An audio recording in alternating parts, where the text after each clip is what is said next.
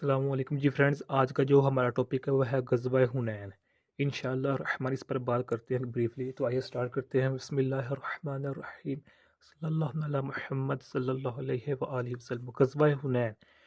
پہلے پتہ ہونا چاہیے کہ غزوہ کسے کہتے ہیں۔ غزوہ اس جنگ کو کہتے ہیں جس میں بساط خود ہمارے پیارے آقا حضرت محمد صلی اللہ علیہ وآلہ وسلم تشریف لے کر گئے ہوں، اس کو ہم غزوہ کہتے ہیں، اس جنگ کو ہم غزوہ کہتے ہیں۔ اوکے، اور غزوہ حنین، حنین ایک وادی کا نام ہے جہاں یہ جو تھا نہیں جنگ ہوئی تھی، یعنی کہ غزوہ ہوا تھا، جس کی وجہ سے اس کو ہم غزوہ حنین کہتے ہیں۔ اوکے، تو جو غزوہ حنین کا واقعہ ہے یہ 10 شوال المکرم 8 سین ہجری میں ہوا، یا بعض روایات میں 10 شوال کی بجائے 6 شوال بھی لکھا ہوا ہے۔ اوکے، یعنی کہ 10 یا 6 شوال المکرم 8 سن ہجری کو یہ غزوہ حنین کا واقعہ پیش ہوا تھا۔ اوکے، اور یہ واقعہ فتح مکہ کے بعد ہوا تھا۔ اوکے، تو جو غزوہ حنین ہے یہ مکہ مکرمہ سے، مکہ شریف سے 30 یا 40 کلومیٹر دور کے وادی کا دور ہے، وادی کا نام ہے، اور وہاں جنگ ہوئی تھی جس کو ہم غزوہ حنین کہتے ہیں۔ جب فتح مکہ ہو چکا تھا تو چونکہ ہم جانتے ہیں کہ فتح مکہ کے بعد بہت سارے زیادہ مسلمان کافر تھے جو مسلمان ہو چکے تھے، اس لیے جو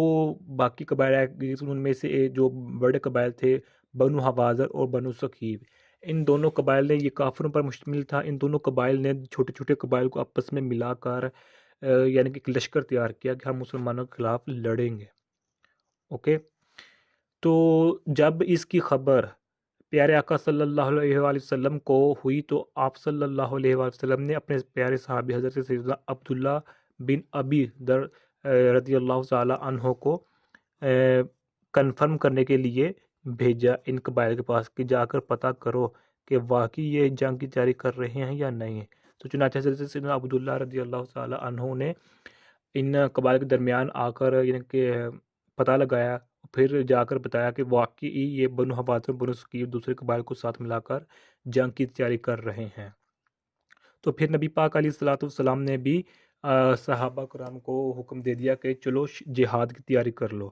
ہم بنو حوازن بنو ثقیف اور دیگر قبائل کے ساتھ جہاد کریں گے۔ چنانچہ مسلمانوں کا 12,000 سپاہیوں کا لشکر تیار ہو گیا تھا،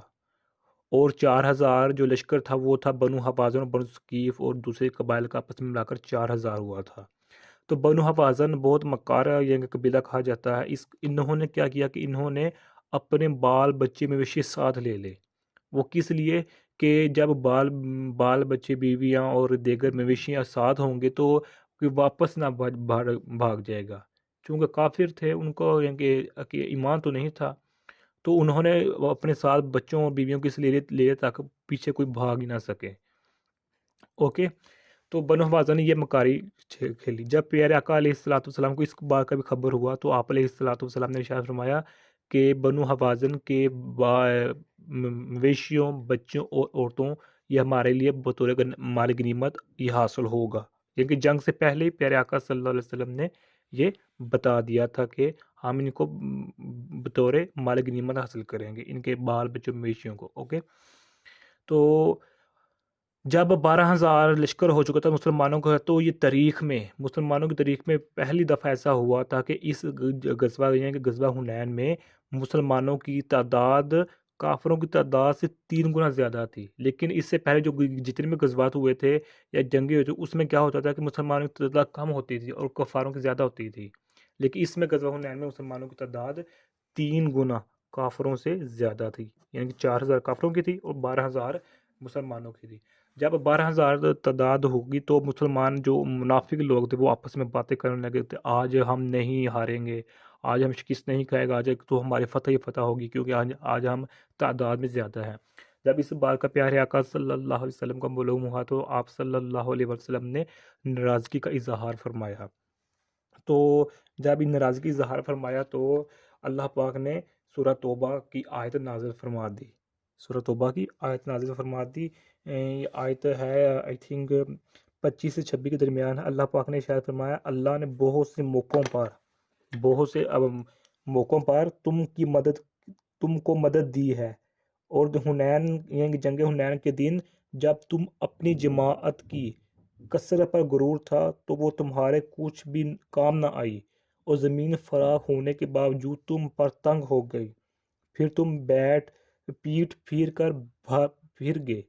پھر خدا نے اپنے پیغمبر پر، مومنوں پر اپنی طرف سے تسکین نازل فرمائی، اور تمہاری مدد کو فرشتوں کے لشکر جو تمہیں نظر نہیں آتے تھے اس آسمان سے اتارے، اور کافروں کو عذاب دیا، اور کفر کرنے والوں کی یہی سزا ہے۔ یہ آیت نازل فرمائی اللہ پاک نے سورہ توبہ کی۔ تو اس میں اللہ پاک نے یہ بھی ارشاد فرمایا ہے کہ جب تم پیٹھ پھیر کر بھاگ گئے، اب یہ کیا واقعہ ہوا، اس کو اب ہم آگے ڈسکس کرتے ہیں کہ چونکہ مسلمانوں کا یعنی کہ جو منافقین کو غرور ہو گیا تھا کہ اب ہم زیادہ تعداد میں تو فتح ہماری ہوگی، تو اس کی ناراضگی نبی پاک علیہ الصلوۃ والسلام کی ناراضگی پر یہ کہہ لیں کہ یہی کہہ لیں کہ نبی پاک علیہ الصلوۃ والسلام کی ناراضگی پر اللہ پاک کی آیت نازل ہوگی۔ اوکے، تو اب ہوا کیا تھا کہ جب پہلے یہ دیکھیں کہ بنو حوازن کے جنگجوؤں کا اچانک حملہ، جب مسلمان جہاد کے لیے جا رہے تھے، وادی حنین کی طرف جا رہے تھے، تو ایک وادی کی یعنی کہ دوسری سائڈ پر جو بنو حوازن تھا، انہوں نے اپنے جنگجوؤں کو، اپنے سپاہیوں کو یعنی کہ چھپا کر رکھا ہوا تھا کہ مسلمانوں نے اس رستے سے گزر کر جانا ہے آگے جنگ لڑنے کے لیے، تو ایسا کرتے ہیں کہ جب اس رستے سے گزر گئے وہ بے خبر ہوں گے، ہم ان پر اچانک حملہ کر دیں گے۔ بنو حوازن نے یہ چال چلی، تو ایسا ہی ہوا، مسلمانوں کا قافلہ جا رہا ہے تو بنو حوازن کے چھپے ہوئے سپاہیوں نے اچانک حملہ کر دیا۔ جب اچانک حملہ کر دیا تو مسلمانوں میں افراتفری پیدا ہو گئی کہ یہ کیا ہو گیا، کیا ہو گیا، یعنی کہ مسلمانوں افراتفری پیدا ہوگی تو مسلمان آگے پیچھے بھاگنے لگ گئے۔ تو اس میں نبی پاک علیہ الصلوۃ والسلام نے ارشاد یعنی کہ کفاروں کی جانب اپنا چہرہ مبارک خطاب کر کے فرمایا، میں نبی ہوں، یہ جھوٹ نہیں، یعنی کہ یہ جملہ دہراتے جاتے تھے پیارے آقا صلی اللہ علیہ وسلم، میں نبی ہوں، یہ جھوٹ نہیں، میں عبد المطلب کا بیٹا ہوں۔ یہ آپ صلی اللہ علیہ وسلم جملہ دہرائے جا رہے تھے کفاروں کی جانب، حالانکہ کفار کی جانب سے وہاں یعنی کہ تیر اندازی ہو رہی تھی، لیکن پیارے آقا صلی اللہ علیہ وسلم نے ہمت کا مظاہرہ کرتے ہوئے کفاروں کی جانب اپنا چہرہ یعنی کہ سیرہ مبارک کرتے ہوئے یہ الفاظ جو دہراتے جا رہے تھے، میں نبی ہوں، یہ جھوٹ نہیں، میں عبد المطلب کا بیٹا ہوں۔ عبد المطلب کا بیٹا یعنی کہ حضرت نبی پاک علیہ الصلوۃ والسلام حضرت عبد المطلب رضی اللہ تعالیٰ عنہ کے پوتے ہیں، اور نبی پاک علیہ الصلوۃ والسلام کے والد کا نام ہے حضرت عبداللہ رضی اللہ تعالیٰ عنہ۔ چونکہ آپ کے دادا تھے اس لیے آپ بیٹا فرما رہے تھے، تو بیٹا کہہ سکتا ہے، یہ کہ پوتا دادے کا بیٹا ہو سکتا ہے، ایک ہی بات ہوتی ہے، لیکن حضرت عبداللہ رضی اللہ تعالیٰ عنہ آپ صلی اللہ علیہ وسلم کے حقیقی یعنی کہ باپ ہیں، اور حضرت عبد المطلب رضی اللہ تعالیٰ عنہ آپ صلی اللہ علیہ وسلم کے دادا جان ہیں۔ اوکے، تو آپ یہ جملہ دہراتے جاتے تھے۔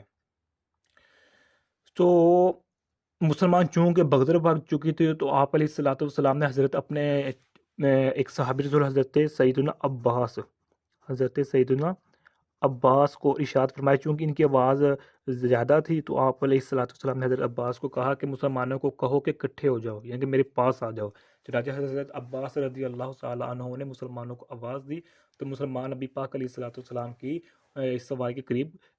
اکٹھا ہونا شروع ہو گئے۔ تو آپ علیہ الصلوۃ والسلام نے کچھ ارشاد فرمایا، اور پھر اس کے بعد مٹھی میں مٹی لی، آپ صلی اللہ علیہ وسلم نے مٹھی میں مٹی لی، اور مٹی لے کر کافروں کی جانب پھینک دی۔ تو اللہ پاک کی عطا کردہ طاقت سے اللہ پاک یعنی کہ نبی پاک علیہ الصلوۃ والسلام کا یہ معجزہ ظاہر یہ ہوا کہ وہ مٹی تمام کافروں کے آنکھوں پر جا لگی، اور کفار آنکھیں ملتے رہ گئے۔ تو اس لیے جو کفار تھے وہ بھاگ گئے، اور ان کے جو عورتیں اور اچھا اس کو بعد میں دیکھتے ہیں، یعنی کہ مٹھی میں مٹی پھینک دی جب پیارے آقا صلی اللہ علیہ وسلم نے، تو کفار تھے وہ بھاگ گئے۔ جب کفار بھاگ گئے تو وہ 3 گروہوں میں بٹ گئے، 3 گروہوں میں۔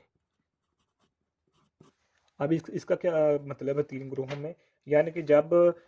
مقابلہ نہ کر سکے، یعنی کہ نبی پاک علیہ الصلوۃ والسلام کا جب یہاں معجزہ ظاہر ہوا کہ مٹی ان کی آنکھوں میں پڑ گئی، وہ ہمت نہ رہی مقابلہ کرنے کے لیے مزید، تو وہ 3 گروہوں میں یعنی کہ بھاگ گئے۔ ایک گروہ جو سب سے بڑا تھا وہ طائف کی وادی طائف کی جانب کی طرف بھاگ گیا، جو دوسرا گروہ تھا وہ نخلا کی جانب بھاگ گیا، اور جو تیسرا گروہ تھا وہ اداس وادی کی طرف بھاگ گیا۔ تو پھر پیارے آقا صلی اللہ علیہ وسلم نے جو بھاگا تھا نا اداس، یہ وادی کا نام ہے، اوکے، اس کی وجہ سے جو کفار بھاگے تھے، تو اس اپنے آپ صلی اللہ علیہ وسلم نے صحابہ کو یعنی کہ لشکر ان کے پیچھے بھیجا، جاؤ کہ ان کے ساتھ مقابلہ کرو۔ تو جس کی کمان حضرت سیدنا ابو عامر اشری رضی اللہ عنہ، یہ صحابی رسول، ان کی کمان، ان کی زیر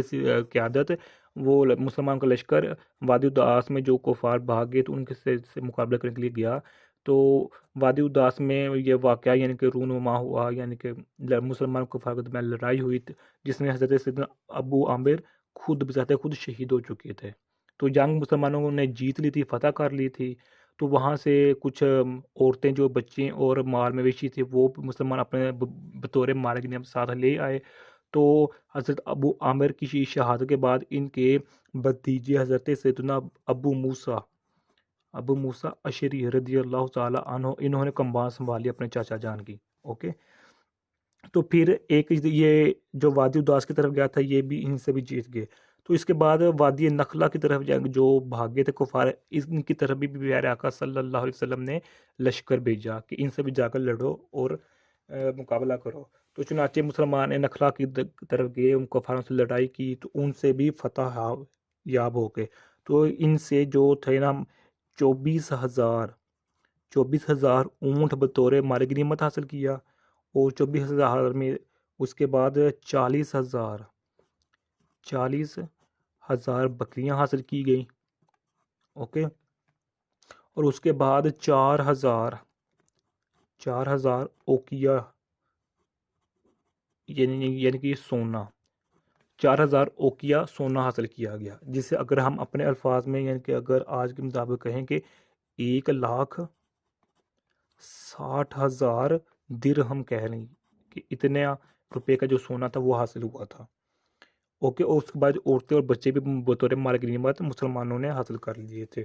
اس کے بعد ایک یہ وادی اداس نخلا، پھر بات رہے گی طائف، تو طائف کی جانب بھاگے تھے کفار۔ پیارے آقا صلی اللہ علیہ وسلم ان کی طرف بھی مسلمانوں کا لشکر بھیجا، لیکن مسلمانوں نے آلموسٹ 20 دن تک یہاں ان کا محاصرہ کیا رکھا، لیکن فتح یابی حاصل نہ ہو سکی۔ تو چنانچہ مسلمان واپس آ گئے تھے، اوکے۔ تو جو مال غنیمت حاصل ہوا تھا ان کو اکٹھا کر لیا گیا۔ تو پیارے آقا صلی اللہ علیہ وسلم نے ان مال غنیمت کو کیا کیا کہ ان مال غنیمت میں آلموسٹ 5% جو تھا نا مال غنیمت، وہ جو کمزور دل والے لوگوں تھے ان کو، یا جو ابھی مسلمان لوگ نہیں ہوئے تھے ان کو مال غنیمت آپس میں بانٹ دیا۔ جو جن کمزور دل والے یعنی کہ جو منافقین تھے، یعنی یا پھر جو نئے مسلمان تھے، یا پھر جو ابھی مسلمان نہیں ہوئے تھے، ان کو مال غنیمت بانٹ دیا 5%۔ تو جب بانٹ دیا تو اس سے پھر انصار صحابہ، کون سے انصار صحابہ، یعنی کہ مدینے والے جو مدینے میں رہائش پذیر تھے، ایک تو ہوتے ہیں مہاجر، ایک ہوتے ہیں انصار۔ جو مہاجر تھے وہ مکہ سے ہجرت کر کے مدینے گئے تھے، اور جو انصار صحابہ تھے وہ مدینے میں پہلے رہائش پذیر تھے، ان کو انصار کہتے ہیں، اور مہاجروں کو کہتے ہیں جو مکہ مکرمہ سے مدینہ میں ہجرت کر کے گئے تھے، اوکے۔ تو جو انصار صحابہ تھے یہ آپس میں باتیں کرنے لگ گئے کہ پیارے آقا صلی اللہ علیہ وسلم نے ان کو مال غنیمت کیوں بانٹ دیا ہے؟ حق تو ہمارا بنتا ہے کہ ہماری یعنی کہ مدینے میں آ کر ہم نے رہائشی دی کاروبار دینے کا موقع دیا۔ تو جب یہ باتیں ہوئیں تو پیارے آقا صلی اللہ علیہ وسلم کو اس کا علم ہوا، تو پھر پیارے آقا صلی اللہ علیہ وسلم نے تمام انصار صحابہ کو اکٹھا کر لیا۔ جب اکٹھا کر لیا تو آپ صلی اللہ علیہ وسلم نے ارشاد فرمایا، اے میرے انصار صحابہ، کیا آپ لوگوں کو مال غنیمت چاہیے یا میں بذات خود چاہیے؟ کیا آپ کو مجھے لینا پسند کرو گے یا مال غنیمت کو؟ جب یہ الفاظ پیارے آقا صلی اللہ علیہ وسلم نے انصار صحابہ رضی اللہ تعالی عنہم کو ارشاد فرمائے، تو روایت تو ملتا ہے کہ انصار صحابہ اتنے روئے کہ انصار صحابہ کی جو داڑھیاں تھیں وہ بھیگ گئیں، یعنی کہ رونے سے۔ یعنی کہ انصار صحابہ اپنے آپ پر فخر یعنی کہ آپ کہہ رہے فخر کے طور پر رو رہے تھے کہ ہماری قسمت جاگ اٹھی ہے کہ اللہ کے آخری نبی محمد صلی اللہ علیہ وسلم ہمارے درمیان موجود ہیں، یعنی کہ بس رو پڑے تھے نبی پاک علیہ الصلوۃ والسلام کی محبت میں، تو دہاڑیاں بیگ گئی تھی، اتنا روئے تھے۔ تو پھر انصار صحابہ کی عرض کی یا رسول اللہ صلی اللہ علیہ وسلم، ہم سے غلطی ہوئی ہے، بھول ہو گئی ہے، ہمیں معاف فرما دے، ہمیں تو آپ چاہیے بس، اگر آپ ہمارے ساتھ ہیں تو ہمیں مال غنیمت کی کوئی بھی ضرورت نہیں ہے۔ تو اس کے بعد نبی پاک علیہ الصلوۃ والسلام نے دعا فرمائی، اللہ انصار کو، ان کے بیٹوں کو، ان کے پوتوں پر رحم فرما۔ یہ دعا یہ انصار صحابہ کو ارشاد فرمائی، تو اس سے انصار صحابہ کا دل خوش ہو گیا تھا۔ اوکے، تو اب اس کے بعد ایک پھر تھوڑا سا یہ ہو گیا، یہ بھی ہوگا، اس کا پتہ لگا، اس پوائنٹ کا آپ کو لوگوں کو میں نے ڈیٹیل سے بتا دیا۔ اب آ جاتا ہے بنو تمیم، محرم 9 ہجری۔ جب یہ واقعات ہو چکے تھے تو اس کے بعد جو بنی تمیم یہ قبیلہ تھا، ان کے لوگوں نے جو لوگوں کو اکسانا شروع کر دیا، چونکہ مسلمان کا حدود کافی حد تک پھیل چکی تھی، مسلمان کی حکومتیں یعنی کہ یہ کہہ لیں آ چکی تھی، تو جو کفار تھے یعنی کہ جو اقلیت میں تھے وہ جزیہ دیتے تھے، جو آج دیتے ہم گورنمنٹ کو ٹیکسیز، وہ جزیہ دیا کرتے تھے کہ ہم مسلم ریاست میں رہ رہے ہیں، اگرچہ وہ مسلم ایمان نہیں تھے لائے، لیکن وہ مسلمان ریاست میں رہ رہے تھے، اس لیے وہ حکومت کو جزیہ دیا کرتے ہیں، جسے ہم آج ٹیکسیز کہتے ہیں۔ اوکے، تو بنی تمیم کے قبیلوں نے لوگ اپنے جو کفار ان کو اکسایا کہ آپ لوگ کیوں ٹیکس دے رہے ہیں، یعنی کہ حالانکہ ٹیکس حق ہوتا ہے، جو بھی اگرچہ ہم اگر ملک پاکستان کی بات کریں، جو ہمارا اسلامی جمہوریہ پاکستان ہے، اس میں دیکھیں عیسائی بھی ہیں، ہندو بھی ہیں، غیر مسلم ہیں، تو وہ غیر مسلمانوں کے ساتھ ساتھ جزیہ دیتے ہیں حکومت کو، جو کہ یہاں ٹیکس کی صورت میں ہوتا ہے۔ اوکے، تو بنو تمیم کے لوگوں کو سنا شروع کر دے کہ آپ کیوں دے رہے ہیں ٹیکس یا جزیہ کیوں دے رہے ہیں۔ تو جب اس بات کا نبی پاک علیہ الصلوۃ والسلام کو معلوم ہوا تو پیارے آقا صلی اللہ علیہ وآلہ وسلم نے بنو تمیم کے قبیلوں سے لشکر کے لیے ایک وفد بھیجا، تو وہ وفد نے مسلمانوں نے یعنی کہ فتح حاصل کر لی بنو تمیم سے۔ اوکے، تو بنو تمیم سے کچھ مال غنیمت بھی حاصل کر لیا، یہ بات ہے 9 ہجری کی۔ اوکے ہوا، تو اس کے بعد بنو تمیم کے 10 سربراہ، ایک وفد جس میں 10 سربراہ تھے، سربراہان تھے بنو تمیم کے، وہ مدینہ پاک میں آئے، اور مدینہ پاک میں آ کے انہوں نے یہ درخواست کی کہ میں اگر مسلمان اور ہمارے درمیان،